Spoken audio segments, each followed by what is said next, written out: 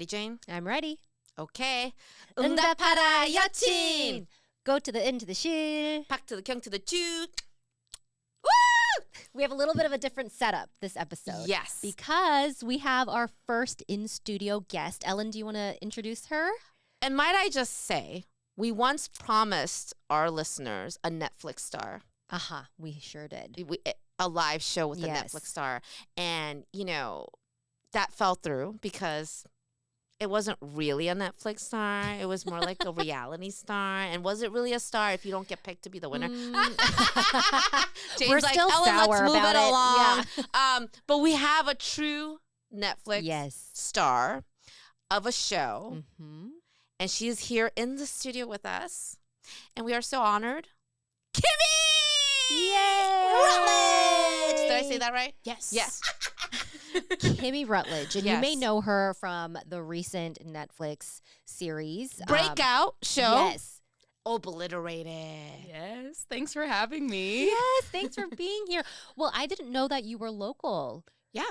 And that you were right back here after the show released. Yeah, I've been living here ever since and before. But So- I did know that because Kimmy and I did stand up together. And she was like my little baby sister. When we met, you were fresh 22. Yeah, I Oh was a little my baby. goodness. You were a baby. And now... that sounded... You still that still went look 22. awkwardly. Huh? She still looks 22. You Thank look you. Yes. absolutely 22, but Thank you've you. grown. You're 26. Yes. You're... the way I set that up was... I know. I it thought didn't she'd be sound- 30 or something. Now I know. She's 47. still... So many more years. You're still sprung in your 20s. Yes. You look amazing. Thank you. Mhm. But from when I first met you, because I've known you, you're just like this blossoming breakout star of a Netflix show now. Thank you. I felt like I didn't know how to act when I saw it. I was like, oh my God, what is this A-list doing hanging out with us? I love you. And does it feel yeah. weird for you? No, I mean, yes, a little bit, but I feel ultimately normal. Like I the kinda feel same Kimi? I feel the same Yeah. Kimi, and I think it's more the people's reactions. Yeah. To me that feels a little. Oh my gosh, how has that hometown reception been? Oh, it's been so warm Yeah. and nice, and people have been so supportive. So, So I feel, supportive. really supportive. Like me, Yes, biggest like Ellen. cheerleader. Yes, I've got my cheerleaders. Yes. Because when me and Kimmy used to audition for the same roles, Mm-hmm. and Kimmy would always get them. I And didn't I know would, that. I would watch it, and I was like, I got a call back for that, but this bitch got the job. But I never. I was telling you before, I was always so proud because you're like, when I wonder what would the younger, fresher, funnier me be, you. And I'm like, not wow, true. that's so cool. Ellen, you're so funny. Uh, We go back. I went to her show. I brought my parents her parents. to her show, her comedy show. It felt and- like Meet the Parents. I was like, yeah. oh, like, and I can't imagine my parents being at my comedy show. Right. So when I saw your parents, I was like, inner child Oh. healing. yeah, Yeah. oh yeah, Yeah. Yeah. oh yeah. I was, and they were so happy. Mhm. I've never seen such happy parents. They They were love having comedy. a good time. They They were love having comedy. a good fucking time, and I was like, Yeah. who does this? Yeah. Who does that? That was Yeah. amazing. I'm lucky. I know. They are huge comedy fans, and I Oh, grew up in that's a awesome. big comedy house, so I feel really. You are a lucky about comedic being. Like, you. yeah, just the way you talk, your energy. Thank you. I felt like the first time I met you, we were on the same wavelength of Yes. like we don't mind being corny. Yeah. We cackle funny. It's a vibe. Yeah. Absolutely. And I feel like that was that's why a lot of your lines in Obliterated just were pretty natural because you got a Yes. lot of the punch lines and the Totally. quippy remarks, and it kind of felt like that was because some of the lines were like a little cheesy, maybe intentionally so, but like yours, Her character, Yeah. it felt like you wrote the character. Mhm. That's awesome. Yeah, like it felt so natural to you.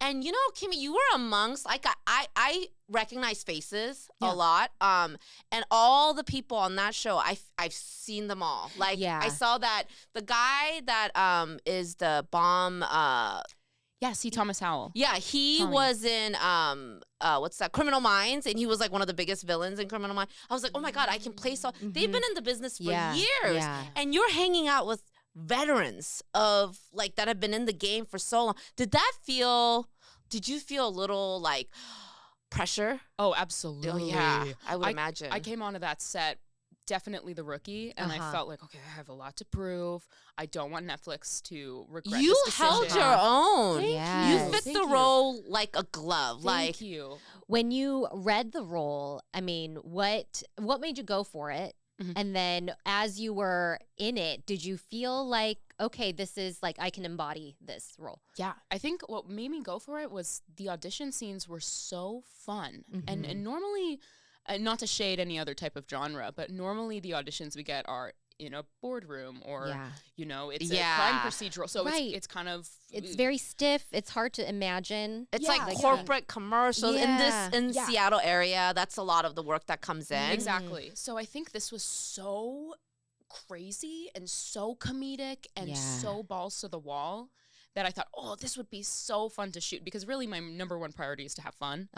And so with these auditions, I was like, I'm just going to have so much fun. Yeah. And I think that's what drew me to it, and also that it was comedy. 'cause I It's love such comedy. a right attitude. I think that's why you booked so many roles, because for me, I was like, another audition. I gotta take my kid to, I better get something out of this. I feel like I had the wrong attitude, because like when you're a mom on a time crunch, everything feels like a chore. Yeah. But that's the mentality you need to have to like enjoy what you're doing. I feel it comes with youth.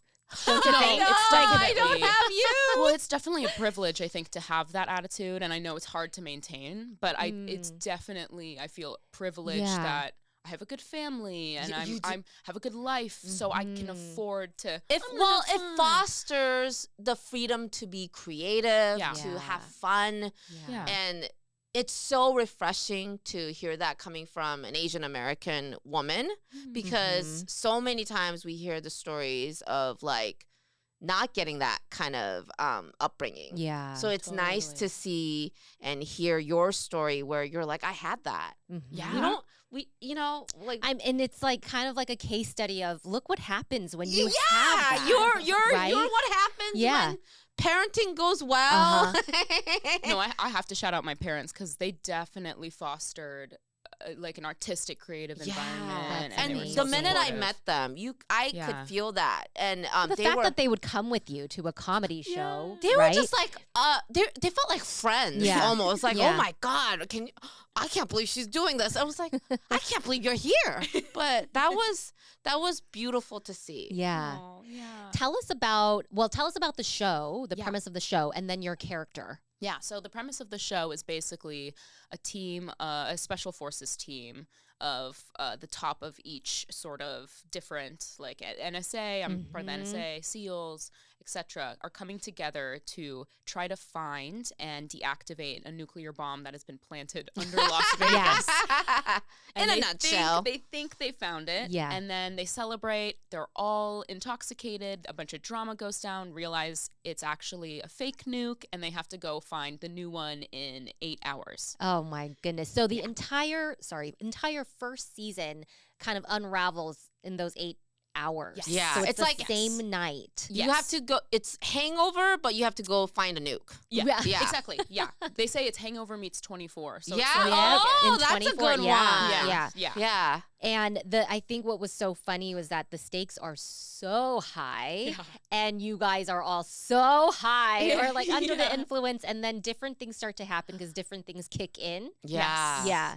That was really fun. I think having the high stakes constantly was really propelling as an actor, because you have something life or death kind of as a motor. What is your drug of choice? Wait, is that too blatant? I don't do drugs. Okay. I mean, But if we're... well, weed is legal here. That's true. Yeah. But I wouldn't say that's my Okay. My Because top. I've never known you. Okay. Yeah, I've never known you to be like a big drinker or anything. No, I'm not a big drinker. You know, I partied a lot in my youth. With. I'm just kidding. I just learned that from somebody. I partied a lot in my youth, and I think I was an early bloomer. And so I got a lot of that out when I was young, which dangerous, but I was like a curious, explorative kid. And then when I got to my 20s and everyone was starting to do a lot of stuff. Wow, I that's was so burnt interesting. out. Was that because you grew up in Japan?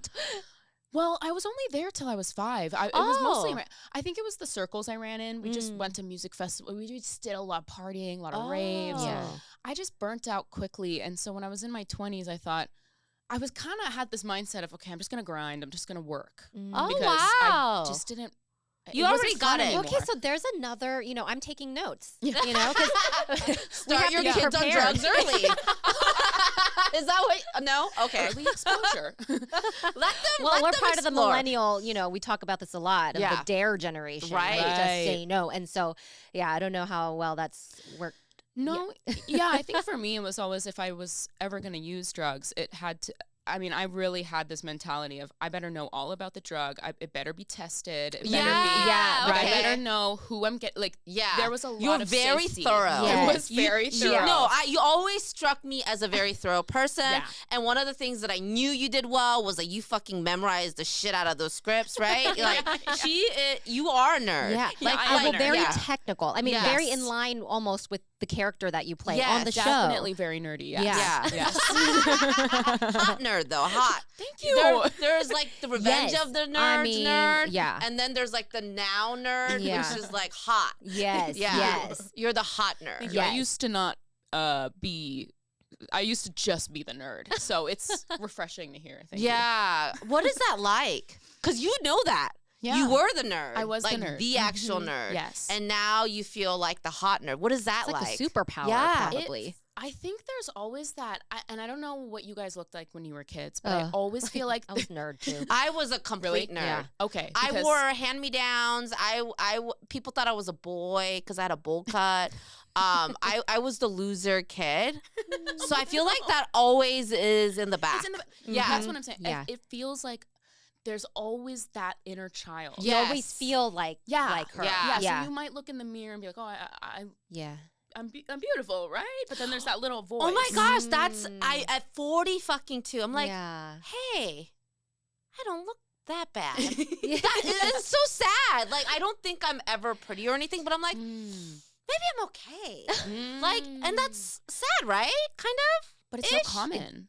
It's really It's common. common. Yeah. It's common. Yeah. Yeah. And I think especially for Asian American girls growing up here, where Yeah. you didn't see that, and we didn't see that on TV and movies growing up. No. Well, but we had the old school Asian parents that were like, keep Yes. yourself humble. Sure. But you have parents that were very like, how did they nurture, like, you're beautiful, Kimmy, you're your own, like, what was your upbringing? I would say with my looks and body, I struggled a lot with my mom in that department, and that's where the Asian upbringing Oh, comes so in. you did still get that. We struggle, yes, still got that. Yeah.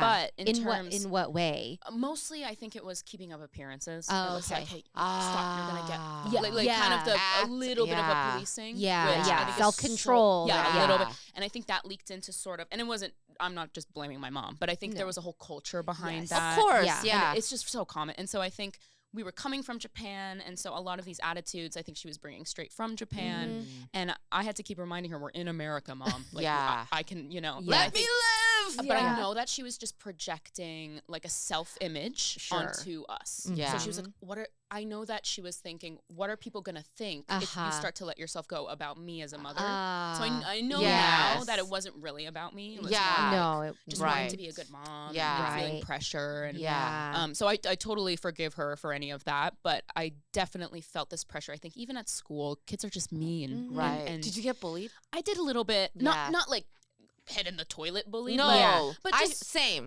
insult, like come up to me to be like, you're fat and ugly. And, Yeah. Yeah. You know, Yeah. just The typical the typical stuff. Yeah, but I was such which a can be very sensitive- damaging and internalized. Yeah. Yes. Yeah, and I internalized it so much because I was so sensitive, and then having the cultural aspects, so having it at home and then having it at school and then having it in my head. I think I just never felt beautiful or good enough, and so that really manifested in me really controlling my eating and struggling with that. So I feel liberated from that now as an adult. I think that's a very relatable experience. Yeah. For a lot of women, a lot of Asian American women. Totally. Yeah. And I was never very skinny. I was always had a bit more meat on my bones. Same. I always had a bit more meat on my bones. So I think that also was hard to reconcile. Was how to fit into the. I know. I mean, you don't fit into what we see as like the American standard of beauty, and not to the Japanese or Korean standard of beauty, where they're like thin and even now,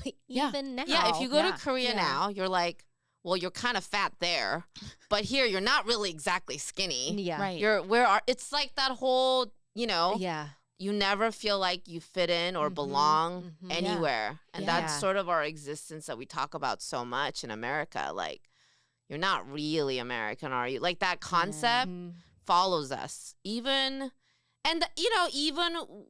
as we sit here and talk about what a wonderful upbringing you had, right? Like, it's still... how do we, but then again, people could look at you and be like, you're a success story though. Right. Yeah. And it's all relative. So I mean, I do feel very like fulfilled and successful, but that also goes up and down so easily. Right. Especially in that industry, right? Because the work is like never like steady. It's so Unless volatile. You're at a certain level, it's so up and down. And so it's finding a way to ride the highs and the lows in a graceful way. Yeah. Have you had any like haters, like jealousy that people...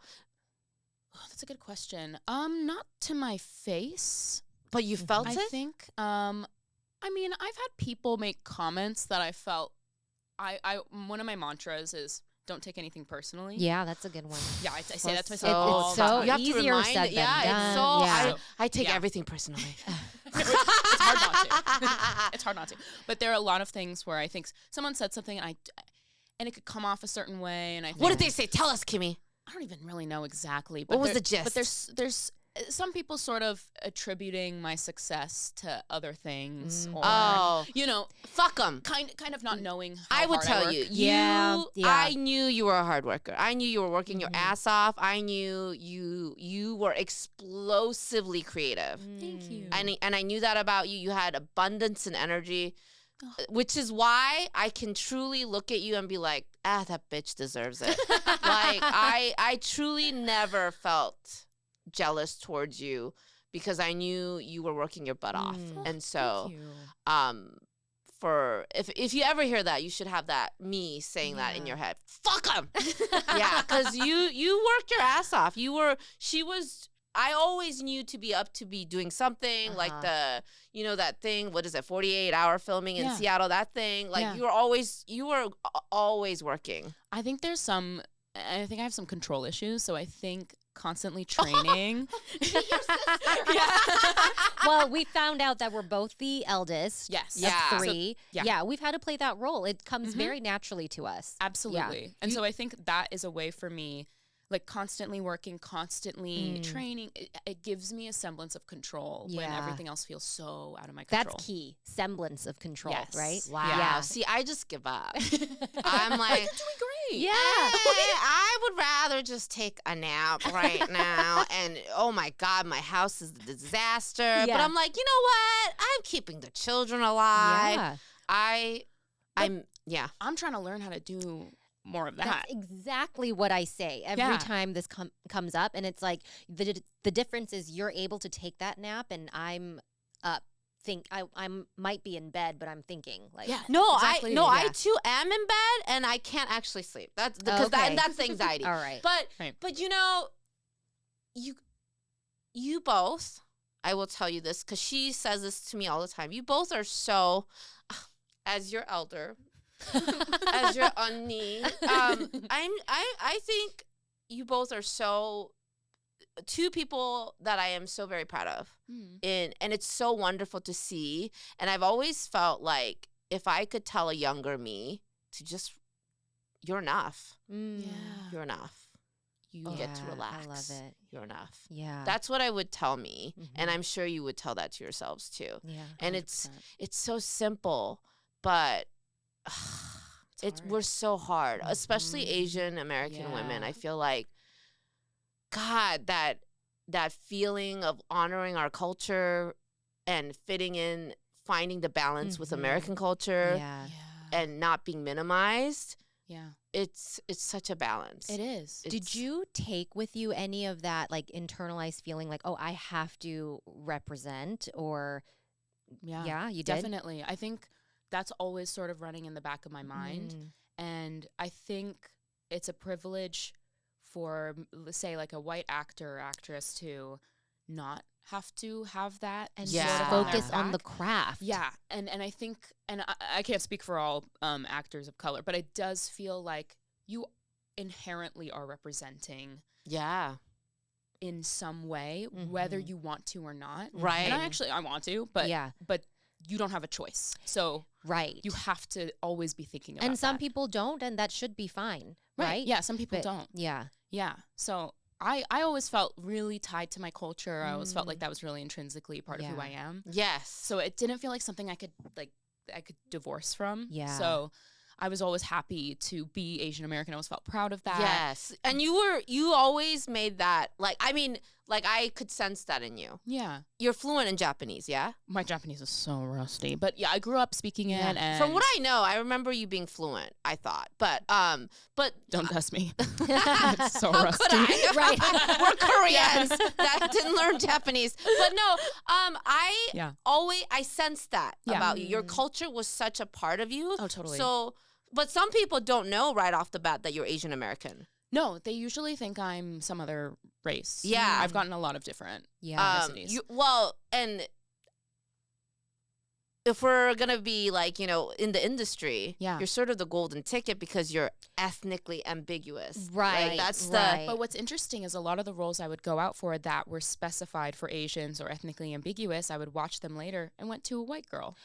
So it's interesting. Yeah, that is really interesting. Yeah, statistically, it's still overwhelmingly white. And so I think there is definitely moves and people trying to represent, but it's still really underrepresented. Yeah. Yeah. And you're out there doing it. Mm-hmm. What does that feel like? It feels, I feel really grateful.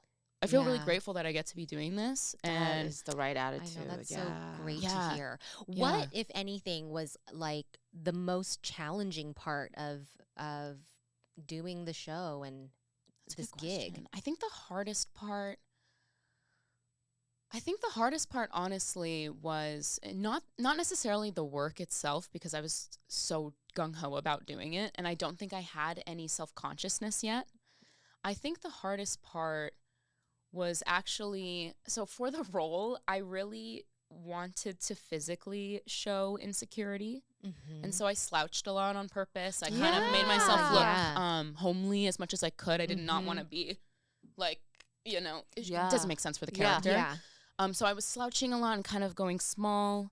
And I would notice when I went home, that energy would sort of carry with me home. Yeah. Wow. So I'd have to go in the mirror and like put my chest back and say affirmations in the mirror to sort of offset the so Like, I'm not pure that energy. girl. Yeah. Like, I'm still, that's a role I Yeah. play. Yeah. Because you know why? Because you played it so well. You Oh, did. thank you. Yeah. Yeah. And maybe it's because we kind of all talked about being relating to your experience growing up, but that was very relatable. It's like I could see myself in Tech Girl. Yeah, you wore right? a back brace. I did wear a back brace. Yeah. Did you have scoliosis? I did have scoliosis. Yeah. Yeah. I Yeah. forgot that you And mentioned I was that. like the nerdy girl with Yeah. the back brace, and Yeah. overlooked or feeling overlooked, Yes. right? Yes. Yeah. I think that's a feeling, and I'm so glad that was relatable. And it's a feeling I can definitely relate to. Yeah. Yeah. Too. And that's probably why it was hard to pull it off when you got Mhm. home, because there were things Because it was that real. It Yeah, was you real sank at your a teeth point. into Yeah. it, Totally. and you totally got it. But then it's like, okay, but I'm still this person that's confident going for these roles. Totally. That could And get into you. I don't know how you guys feel about this, but I never think about my Asianness really until people bring it up to me. Like when I'm moving through the Right. world, I forget. And then someone will bring it up. And so that was something I experienced, Yeah. not in a microaggressive Uh-huh. way per se, but just Can you give an example? like when I was on set, I would just be working. I would not be thinking that about the fact I was Asian. And then maybe someone would be like, it's so cool to see an Asian woman, Oh.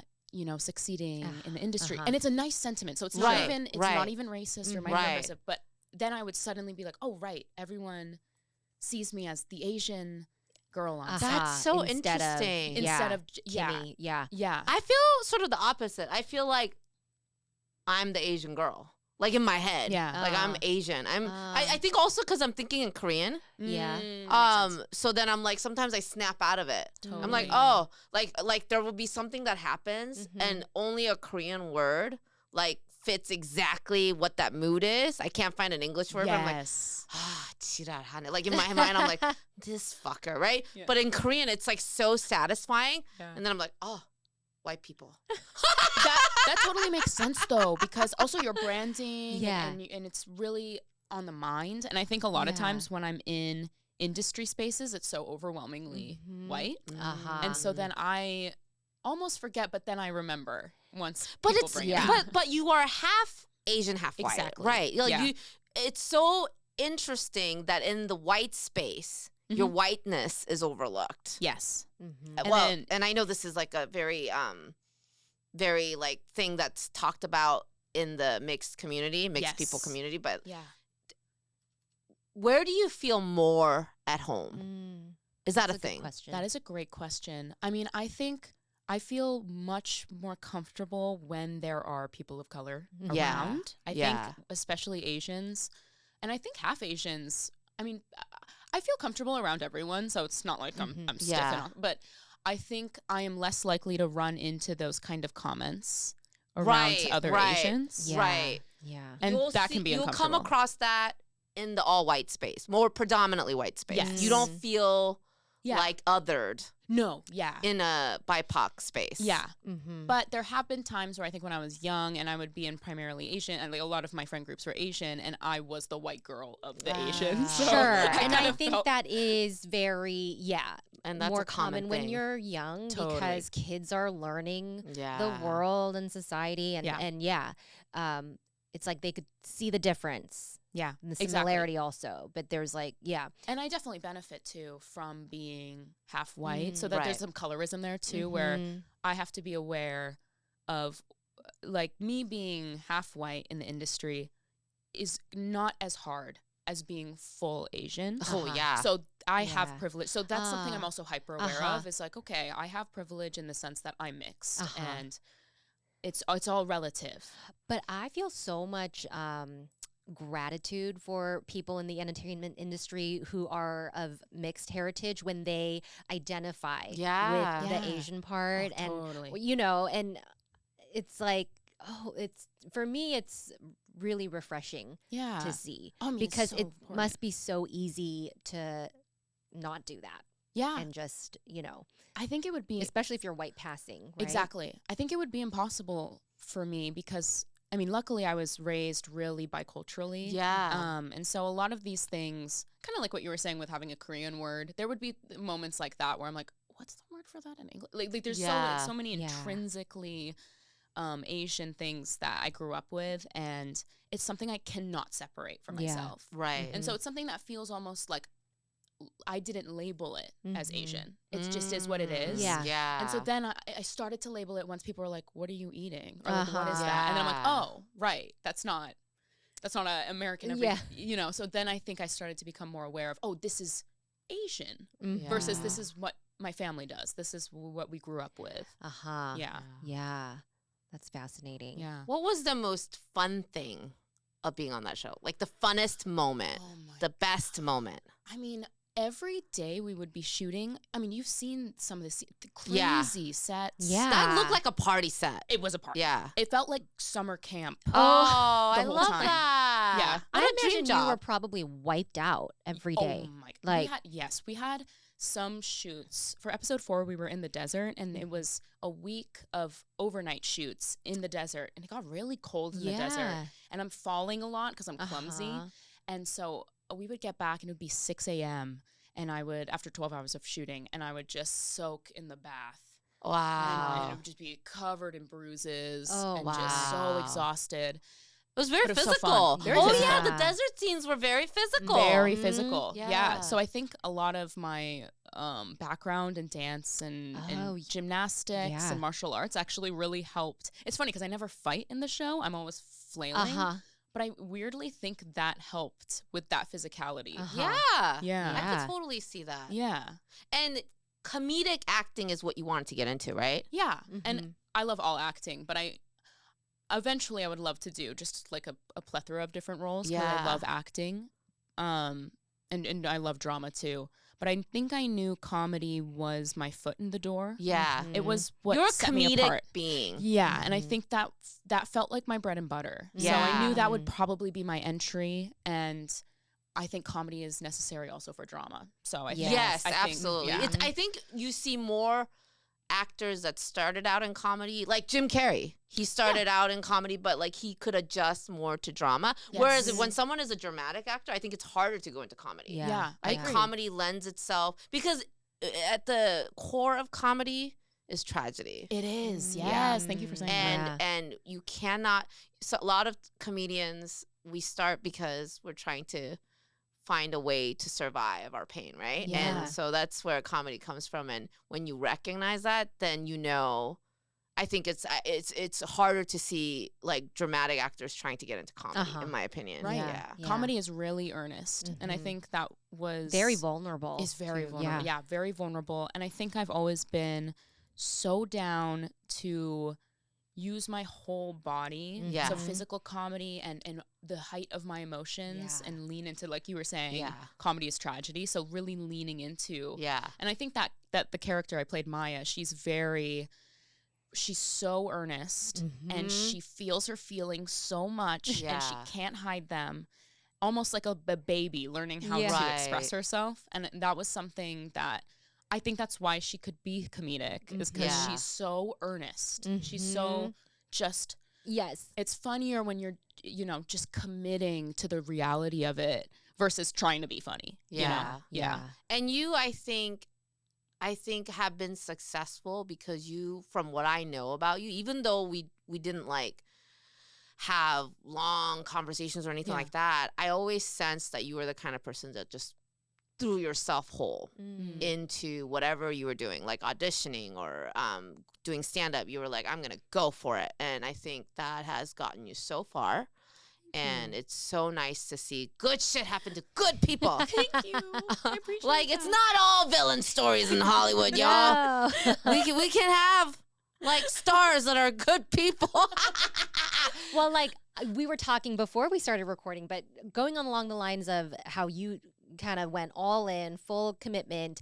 Can you talk a little bit about the nudity and the kind of gratuitous scenes? Well, I guess I can't even really say gratuitous because there was a reason and there's context for all of it. Right. Yeah, no, I was so down, and we were talking about this before, I was so down to do the nudity, and like I was saying, this is so down. We're gonna take, I was so down to do the nudity. Kimi, Obliterated. So note to other casting directors. Yeah, hire me. Yeah. No, but I felt really comfortable. I've always had a very European approach to nudity. So I've always been kind of blasé about it. I'm like, it's a body. Who cares? It's always changing. I don't even look like that anymore. So it almost feels, and my mom told me, my grandma always used to say, my baba, she would say, if she had a little nip slip or if something was showing, she'd be like, well, them looking at it doesn't take away from it. So she was very Hollywood about it. Yeah. So I think that is something I've sort of always had in me, is a feeling of I am down to use my body. My body's just sort of this like flesh suit. And if I can use it for comedy, if I can use it for if I can use it, it's a tool for me. It's a tool for me to express myself. And it looks like what it looks like. That's what you're going to get. Yeah. So it's, so I think there was something so liberating about that. Having come from a background of restricted eating and having to be feeling like I have to be skinny and perfect. And I think. And where did you get that feeling from? Like from the culture? Yeah, I think it was a mix of culture, society, and things people were telling me. Yeah. Yeah. You mentioned something like they told you that you were a fat girl. Were you chubbier when you were little? I was a little bit chubby. I think you probably just had baby fat. Yeah. Like I had baby fat. And I had baby fat in the cheeks, yeah. And I hit puberty young, so I think I was filling out a little bit earlier. And it wasn't like, I'm not like voluptuous, but I was filling out, and I think people didn't know what to do with that. They're like, whoa. Yeah.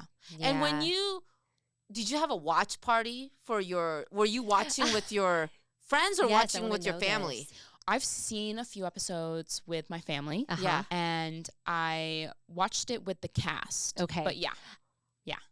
What did you guys think? I mean, because it probably was very different with all the effects and CGI after. That's true, huh? Yeah, I was blown away by the CGI. Yeah. And the post-production, the editing. I was like, wow. There were some very scenes. real. Yeah, like even the scorpions and those were CGI. They were really good. Yeah. Like, oh my gosh, I could not. Yeah. The scorpion scene. Yeah. So I was really impressed. So that was all CGI. There were no scorpions. Well, we had a few. So I was never in with the scorpions. Yeah. But they got shots of 2 scorpions, just close-ups, and then filled in a bunch. So, and you had some in your hair. Yeah, that was fake. Okay. Yeah. I would never. Remember how scared I got when I saw the scratches on the toilet? Yeah. Anyways, what would you tell like your younger self to wrap up this episode? Words of wisdom now that you are a breakout star in Hollywood. Yes. I think I would tell her that she is beautiful. Yeah. I know. We don't get told that enough. Why? Yeah, beautiful inside and out. Yeah. Inside and out. Yeah. Well, you really are, though. Thank you. So everyone, please check out Kimi Rutledge in Obliterated. You can find it on Netflix. I've been enjoying it on my afternoons when the kids are at school. Good. Yeah. You got through the hard part. Yeah. If you know, you know. Yeah. You know. Okay. Well, thanks for joining us. Thank you so much, Kimmy. And when you get big, don't forget about your undies. Yes, you're always welcome here. Yeah. This is the new thing with half your head. Although my head doesn't match, it's too big. Or your cheek. All right, do it with us, Kimmy. 응답하라 Yeochin. Thank you. We did it.